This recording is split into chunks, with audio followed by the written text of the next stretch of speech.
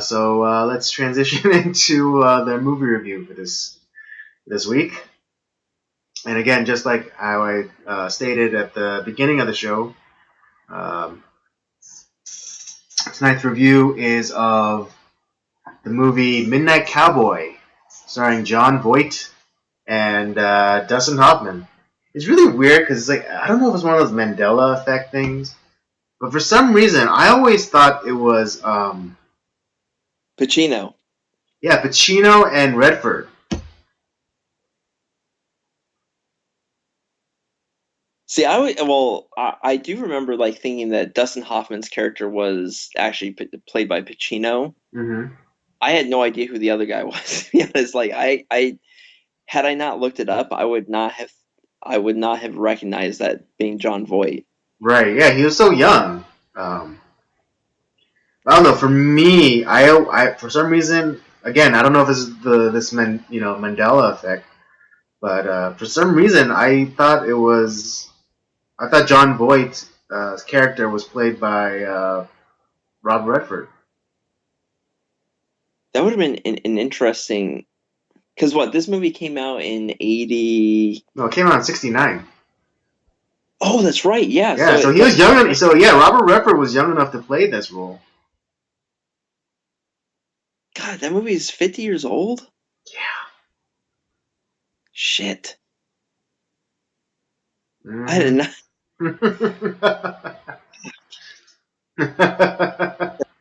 Jesus Christ. Oh, boy. Yeah, I know. Okay. Yeah, I was saying, so yeah, but yeah, there could be some sort of Mandela effect to that too. I wonder how many people actually think that was Pacino, not Hoffman, that was in this film. Yeah, I mean, yeah, for like that, I understand more. Mine is probably a little bit more subjective. But yeah, the whole Dustin Hoffman Al Pacino thing, yeah, like I don't know, for some reason I always thought, yeah, I picture in my mind, and I just see Pacino. Well, and I think it goes back to the iconic scene in this movie where you have Dustin Hoffman's character, like the scene with him, him walking across the street with a taxi cab almost, running into him. He's like, "Hey, I'm walking here." He does sound a lot like Pacino in that bit. Yeah. The rest of the film, though, it's Dustin Hoffman. Like it does not. Yeah. It's clearly, it's very Dustin Hoffman. But the scene that everyone remembers is like that's a very Pacino-like line. Yeah, or just like reaction.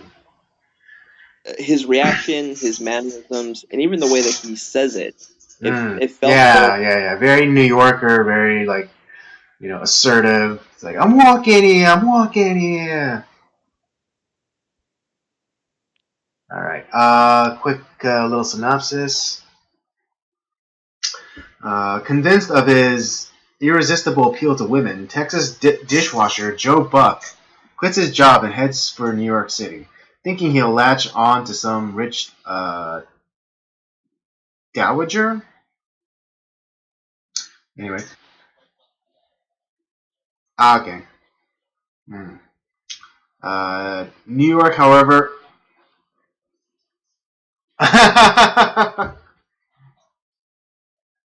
What was that? Where Homer goes to clown college, and like it's like Krusty's funny words. Like, well, no, it's like, well, what happens when the dowager comes in? It's like the party's over, right? Wrong, and he throws like a pie in her face, and like her head like crashes into the wall. It's like, and Homer's like, yeah. Very good. Okay. But yeah, where was I? Thinking he'll latch onto some rich dowager. New York, however, is not as hospitable as he imagined, and Joe soon finds himself living in an abandoned building with a Dickensian layabout named Enrico Razzo Rizzo. The two form a rough alliance, and together they kickstart Joe's hustling career just as Razzo's health begins to deteriorate. Yeah, this movie is strange. Yeah. Yeah. Put it mildly, yeah, strange. To be honest, I don't know how I feel about this movie, or like how to even like where to even start.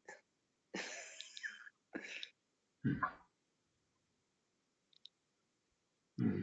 Well, maybe we can. I want. Okay, well, I want to say that the character of Joe Buck, he was molested as a child. Oh, clearly. Clearly, it's probably by the grandmother, because Wait, oh, here's the thing though, like, you know, yes, that was supposedly his grandmother, huh, but I don't think it was. I think it was like, yeah, it was a grandmotherly figure, but uh I don't think he knew who his parents were, and he was abandoned at some, what's the word um for the madam, oh, for brothel. at this brothel, and he was just kind of like a plaything for the ladies there, and he was sexualized way too early as a kid, and Hmm. kind of became this fucked up Yeah, fucked up had this individual relationship. where he just thought he can go to New York and be a hustler. But it's Yeah, like also it's like really weird that he's targeting like older women too. So it's like probably but a product of his abuse because he was probably abused a lot by his grandmother. and I will say that there are some similarities to this character in Joe Buck and a character that we're going to be talking about in another film later this month, or actually probably next week, actually, in American Gigolo. But we'll Mm. get to that next week. Mhm. Um, but yeah, clearly was molested or fucked as a kid by this old woman, because it was like he was in this, there was like this one flashback he had of like he was in bed, like potentially, like, well, he was part of some threesome with like this old guy, and Yeah, yeah, yeah, yeah. It was like the grandmother and like the boyfriend, and then like he was in it, and like he was probably naked. You just kind of get the sense that because he wasn't wearing a shirt underneath the cover, so you just kind of assume that he was. oh god, oh, oh, oh. No, I will say about this film though, it was very well acted. Mm-hmm. um I thought, it was, Dustin Hoffman was great in it. John Voight was really good in it. The characters were believable. Um, Mm-hmm. and but clearly, like, yeah, Joe Buck went through a ton of trauma in his life, and I think sex was the only thing that he knew he could do well in life, or at least that's the only thing he thought he was good at, Mm-hmm. and which is why he had this like unrealistic dream of he was going to become essentially a gigolo. Mm-hmm. And yeah, because there was also like this weird flashback with him, and he, I guess, had fallen in love with this girl who was either like a slut or had mental problems, or both, and then it was this constant scene of like him and her being pulled apart, and I think he was raped by a bunch of like this gang of guys or something like that. It was something Yeah, really yeah, yeah, interesting. yeah. And like the girl got raped too, and like maybe there was some sort of confusion with the police because she was like traumatized, and like she just before that she just professed her love for Joe and saying like, oh, Joe's the only one, Joe's the only one, and then after her assault, she's in shock, so she kept saying like, "Oh, Joe's the only one. Joe's the only one," and maybe the police believe that he was the only one that raped her.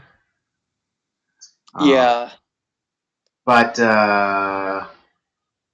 we're never I don't really know. I given don't. it. Yeah, but that, that, that, whole like sequence was kind of weird because nothing. just as when initially when in the opening of the movie when he's like getting ready to get out of town, there's no sense of him being this accused like rapist or anything of that sort. Right. We're not really given a whole lot of. We're given like little flashbacks about Right. Joe. Hmm. We're not, nothing is actually ever resolved, or we're never actually given the full, clear picture of what actually happened to him. Right. So it's kind of like I said, I felt like it was unresolved. He was an unresolved character in a lot of ways. Exactly. Yeah, I feel the same way. I think I think there was there's a different movie in there somewhere, but I think the editing job was just so bad that it got lost. And part of me wonders too is that because this is when we did our review of Easy Rider too, right? This is Hmm. also a movie from 1969, and later on in the film, Joe Buck and Rizzo, they go to this like Andy Warhol style party, Hmm. Hmm. and um, Most likely in the where village. where Joe Buck ends up like he takes some sort of like I don't know, it was like LSD or whatever, Yeah, yeah. and the way that these flashbacks are shown and really kind of how the movie is edited, potential maybe what the director was going for is that he was on like LSD or acid or something like that, and so the movie itself in a lot of ways felt very disjointed, kind of like as you're going through this trip and you're seeing just like these little flashes of your life or things or from present day to the past to the future or whatever, Hmm. um, which is Yeah. very very very Yeah, because it's 60s. like, is he saying like Joe, like when Joe's on this drug, like he's like somehow extrapolating on something? Um, Yeah, like maybe it wasn't that he was necessarily with this girl that he loved and like she was raped, but then maybe it's just just what is it? Manifestation of something that he some like from some other sort of trauma um, that's kind of reinterpreted in that weird scene where his lover gets attacked and he's attacked. yeah, and it's kind of like and that's the thing is we just don't know Right. what exact, like I said, nothing's Yeah, ever because defined. we're not given enough context. Yeah, yeah, we're yeah, from in an Wait, arbitrary what was that? point, we're just kind of dropped into Joe Buck's life at an arbitrary point. Right. Yeah. Or yeah, it's just the point that which he decides to go to New York and be a hustler, gigolo. But and we're only given like, and I think the flashes in the beginning when he's on the bus to New York, I think those are the most coherent um, uh, filler that we're given of like him being this young boy who's dropped off at his grandma's house, and then you know most likely abused, but and then he like somehow kind of internalizes that and turns that into him like his only worth is that of a sexual being. Right. So yeah. So But yeah, yeah, like I was saying at the beginning, like this is one of the most interesting movies that we're kind of doing this cinematic archaeology, um, because because like we said that there are there's iconic moments in the movie, but with one example being um, the whole crossing the street scene and Dustin Hoffman just like I'm walking here, I'm walking here, but also just like the like shots of the kind of how they set up shots of like taking in like I don't think it was Times Square, but kind of like a Times Square like area, like where Joe Buck's hotel is, like with the advertising and the neon lights. But then also, Joe Buck's character like walking down the streets of New York, and that song. Oh yeah, what was Everybody's the talking. Yes. Yeah, and it's just like any story where you have like this kind of fish out of water kind of thing, and they're kind of like taking in everything. You kind of imagine that song. Yeah, Kind of that song was chosen very well for this yeah. film. Hmm. I agree. Um, But like I was saying in the beginning, is just we're given a lot of iconic scenes and a lot of and I kudos to the director of photography uh, for creating such memorable shots.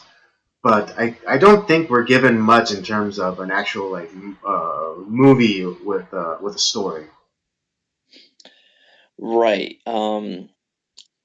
Well, before I was thinking like that when when we were doing the Harryhausen month, when we were Mm-hmm. doing was it 10 million BC? Mm-hmm. It's like it was a movie with that had, like literally no story to it. Uh huh. Where it's like, oh, it had all these like really great all this great cinematography and kind of the that motion capture stuff that Harryhausen was known for. Mm-hmm. But outside of that, like the movie was dog shit. It just because there's no story. Like we're Right. not given like Yeah, there's like and then the character of Rizzo, he had his own problems. He had um, he had like a limp that wasn't really explained why he had it. Um, I, part of me thinks that like he had like rickets or something okay. because he's never out like really in the sunlight. He's like smokes like a chimney. He like you said he lives in an abandoned building. He's Mm-hmm. probably lived there for quite a long time. Probably Mm-hmm. doesn't go out a lot during the day. Mm-hmm. Um, he's always like coughing. He's probably got like tuberculosis or something. It, even like when we first meet Rizzo, he's kind of like he looks put together, but you can tell like he's just not. Right. And It's he's like a crystal. He's like a crystal glass, but with like a fingerprint on it. yeah, and it just like the fingerprints don't get cleaned off, and eventually it's like you Yeah. as the Or movie like they progresses. they attempt to wipe it off, but it just end up smudging it, which makes it worse. Yeah. Um, Yeah, and then he had like this obsession with going to Miami. Uh, Well, and clearly he had a crappy childhood as well, and right. had a terrible relationship with his dad, and um, kind of like not like sexualized, but he was probably abused quite a bit, Yeah, physically. physically abused, and so in a lot of ways, like these two guys, just two derelicts who kind of had a really rough life, who Hmm. kind of like came together and. Um, of course, the first thing that Rizzo does is kind of Yeah, screws scam him over. out of $20, Yeah, which is and probably the equivalent of $40 or $50 today. yeah, I would say like yeah, maybe even like God 69. You're probably yeah. It's that I would say that's probably about right. Yeah. So it's yeah, these two just characters were they ended up like actually really caring about one another. Hmm. And you also see too where, because I think this movie was after The Graduate, right?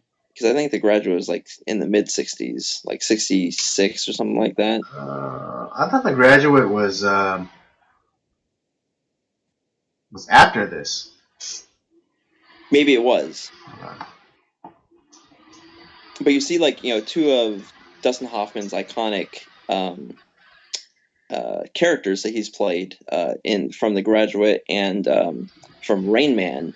You can definitely yeah, see yeah, that's one of the things that I noticed. Oh no, you're right. It was actually 2 years before. Graduate was 2 years before this movie.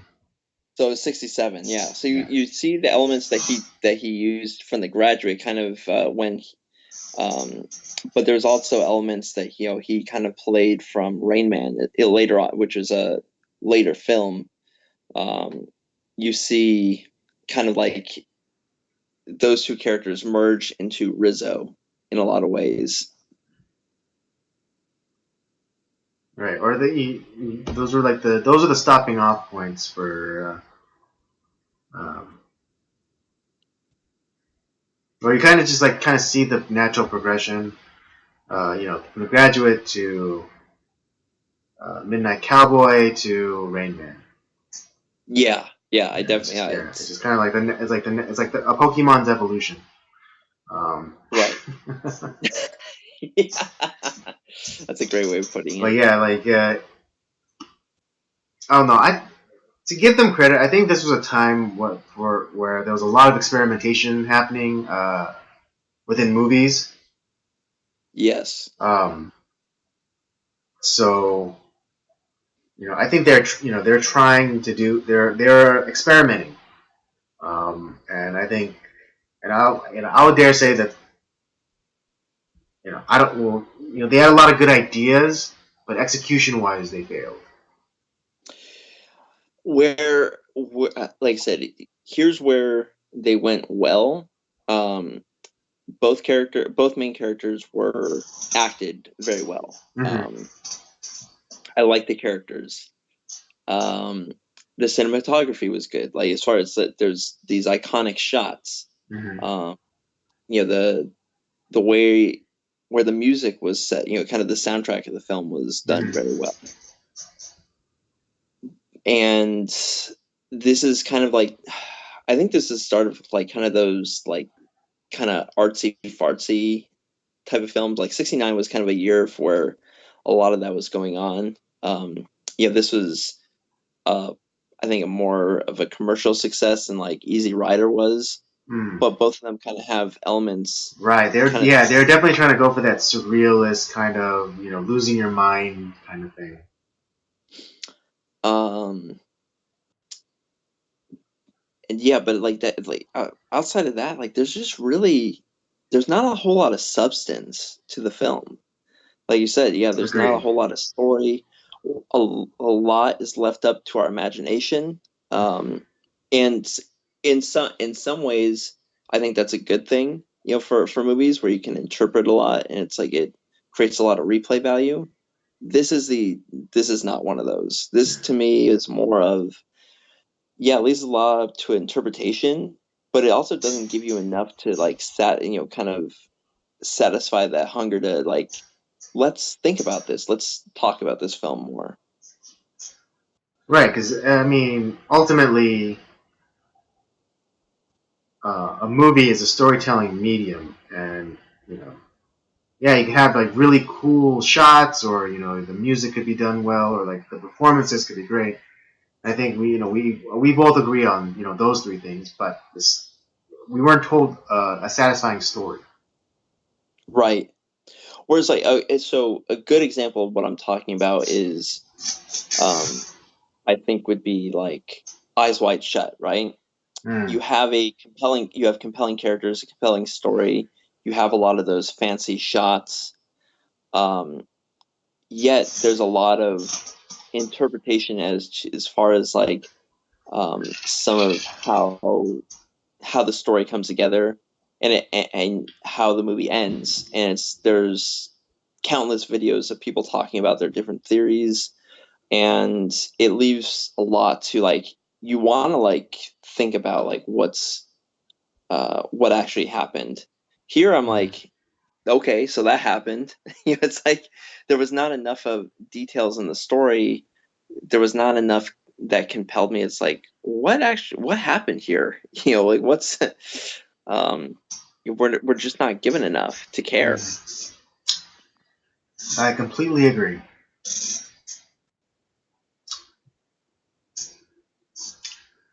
But also, how homophobic was this movie?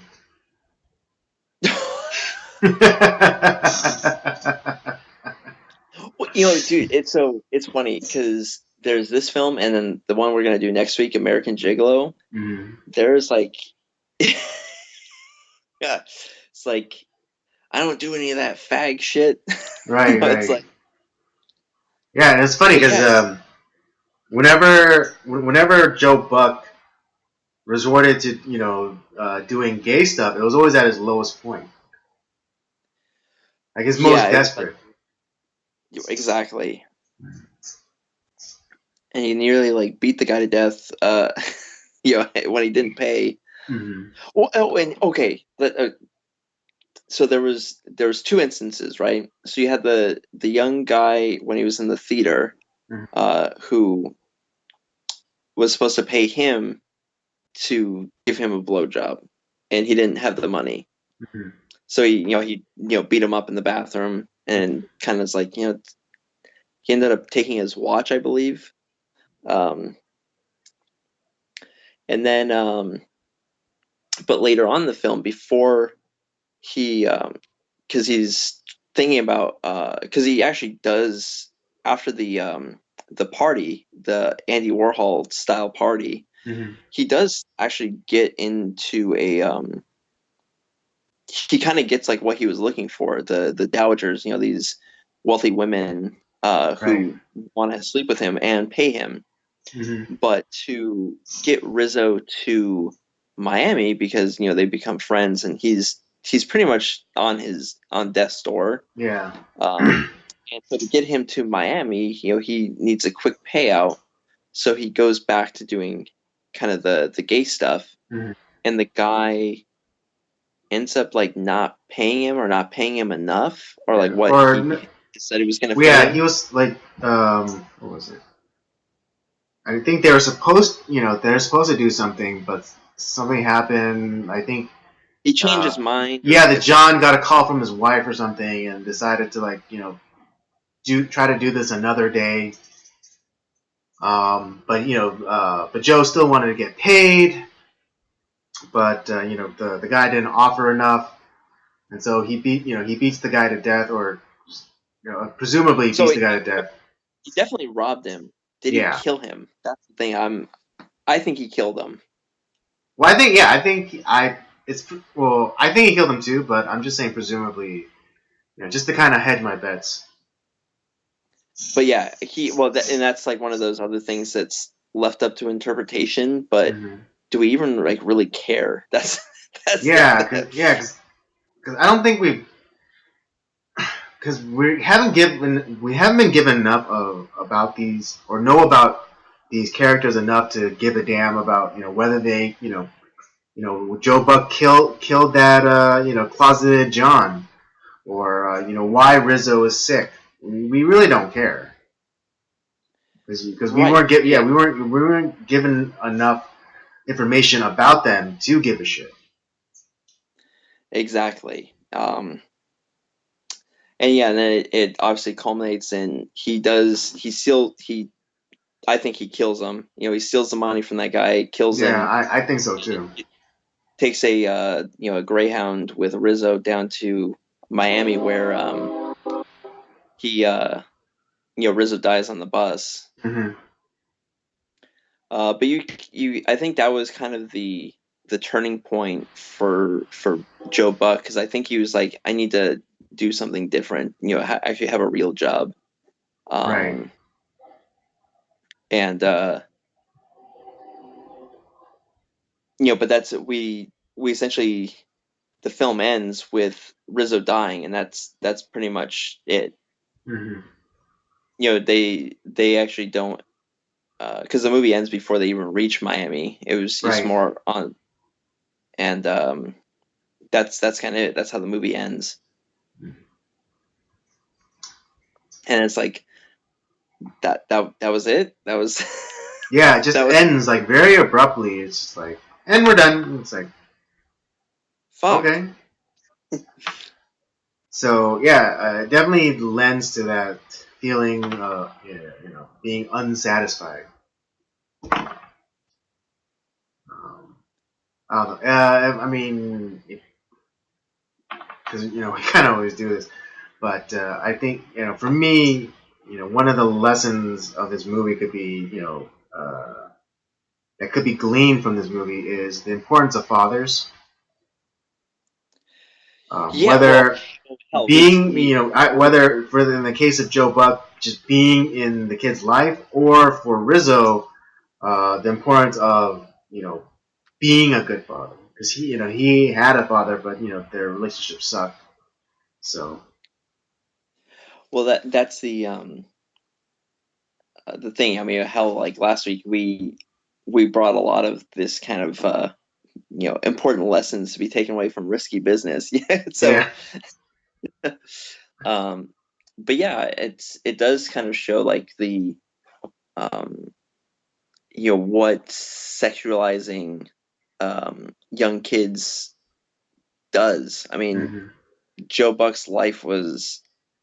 I mean, his mom was most likely a prostitute Mm-hmm.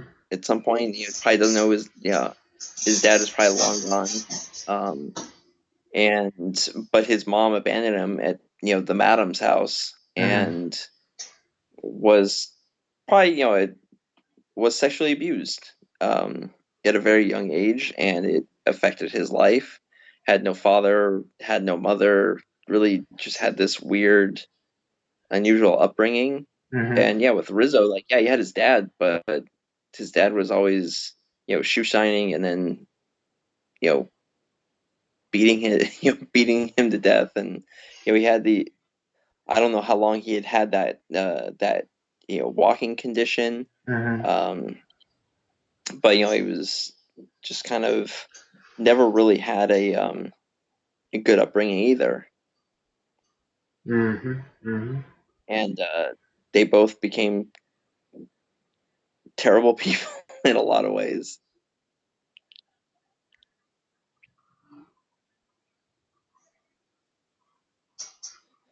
Um, Yep. but yeah, right, like In a weird way, they're trying to be fathers, kind of like fathers to each other. Um, yeah, Rizzo, kind of like make taking making cooking him food or making sure that his clothes are washed or just kind of like trying to be his like manager, quote unquote, and then also you have and then Joe Buck or for Rizzo, Joe Buck, was taking care of him, buying him, medicine and things like that. yeah, buying him medicine, kind of being the bread, quote unquote breadwinner to Mm-hmm. kind of care for them. Right. I think it ultimately, I don't know, because we weren't given that much, and I don't think we were given, and I don't think we were given enough room to speculate. But it's also hard to say.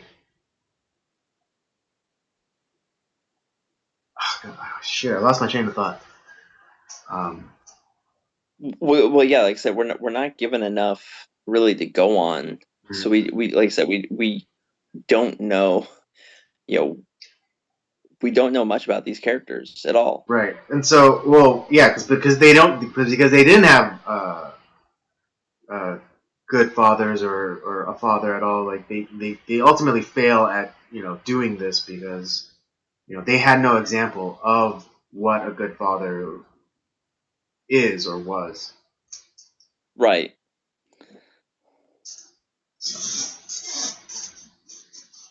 Were there any other, scenes or moments that you remember from the movie that stood out to you?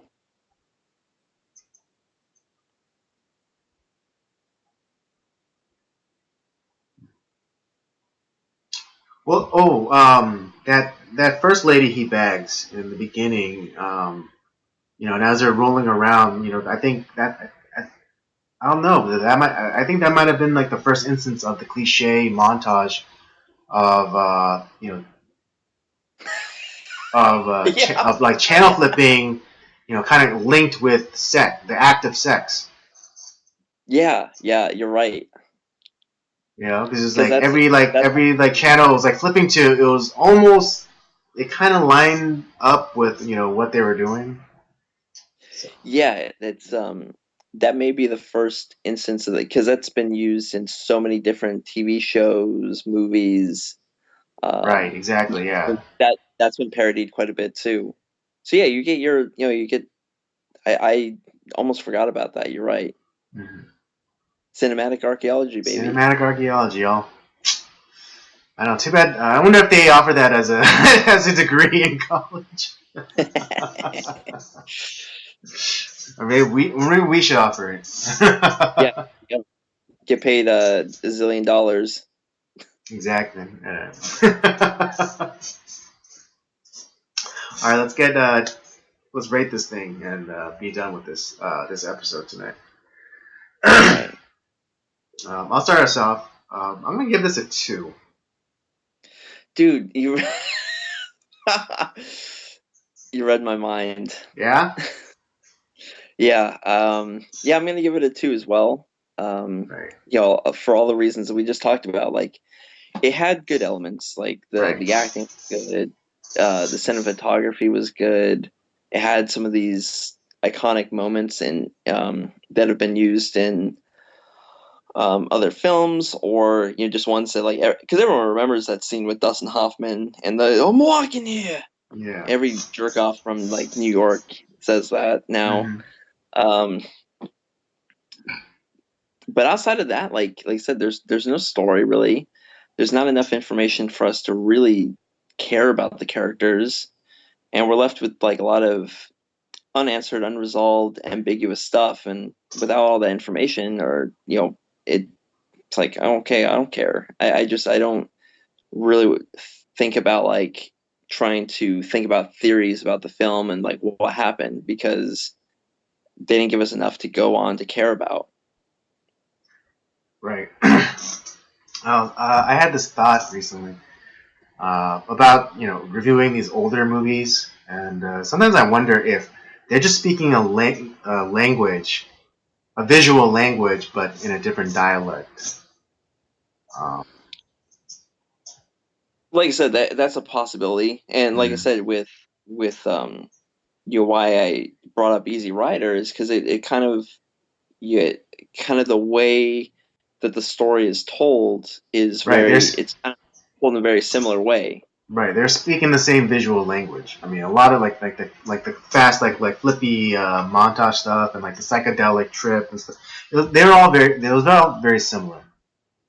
So they Right. so in part they those two movies were speaking a similar, or they were speaking the same visual language.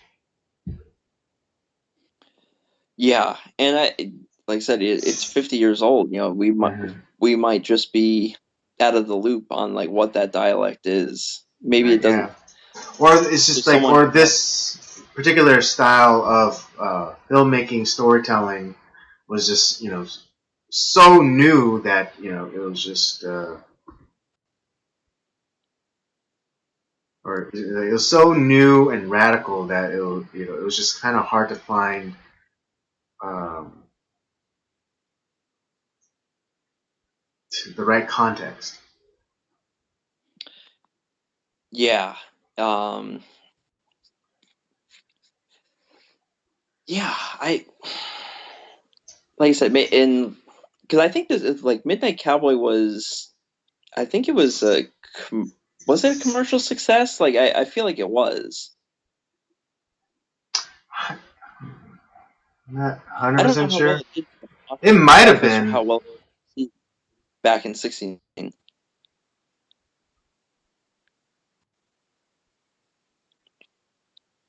It might have been.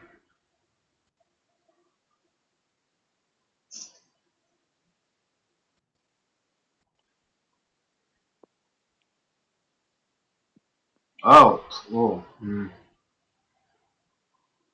I don't know about commercial success, but it won a few Oscars. Yeah, so like I said, Yeah, it Best could just Picture, be that Best Director, and Best Adapted Screenplay. it won for Best Picture. Yeah, and it was the only X-rated film to ever win Best Picture. This movie was rated That's right. X, I did remember reading about that point about it. Oh, that's right. Jesus, I can't believe that won Best Picture. right? Let me see. Perception. See, now I'm maybe I'll give it a second go. As of right now, I had to give it a 2, but maybe like I want to read more about this and why it was given Best Picture. Mm.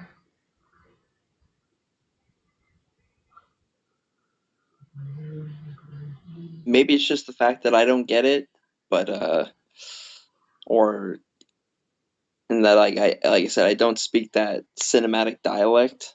Mm-hmm. Okay, here's something.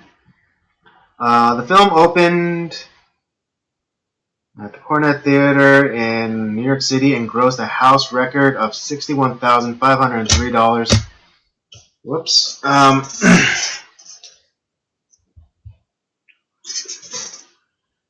Hold on. Camera just went out. Let's see.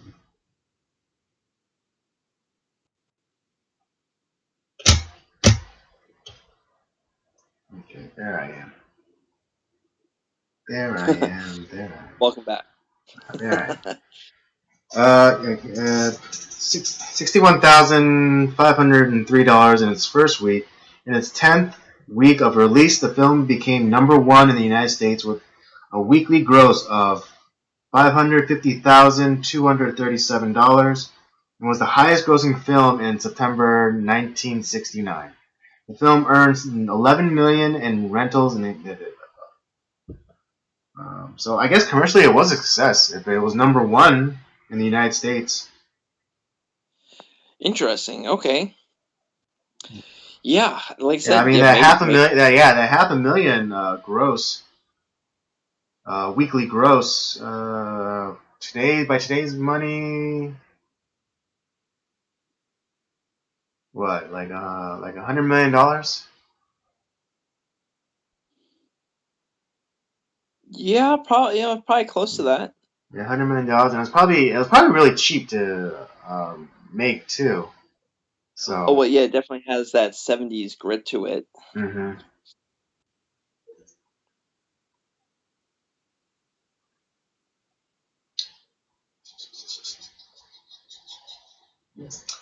All right, well, there you have it. That's our review of Midnight Cowboy. Both Robert and I give this a 2. You can give it a watch if you want. I don't know if I'd recommend it. It's I will say this. Here's the caveat. I recommend it only to the biggest cinephiles. Yeah, and if you don't really like movies, revolving around sex, this is probably not the film for you. Well, you don't even see that many titties. You don't even see that much titty. Well, it's not like what you see, but like what it's depicting. Ah, that's true. That is true. Yeah, because like the surreal, dreams about getting attacked by the townspeople or whatever. Like the love of his life is getting raped or whatever. Yeah, that's pretty extreme. So I'll Yeah. give it. Yeah, I get it.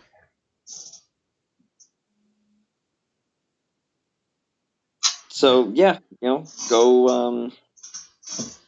Watchers beware. Yeah, watchers beware. If you're really hardcore into movies and cinema, I Boom, mean go see it. it is on the AFI list. So and it was inducted in the Library of Congress, I think, for aesthetic. Where is it? Where is that line?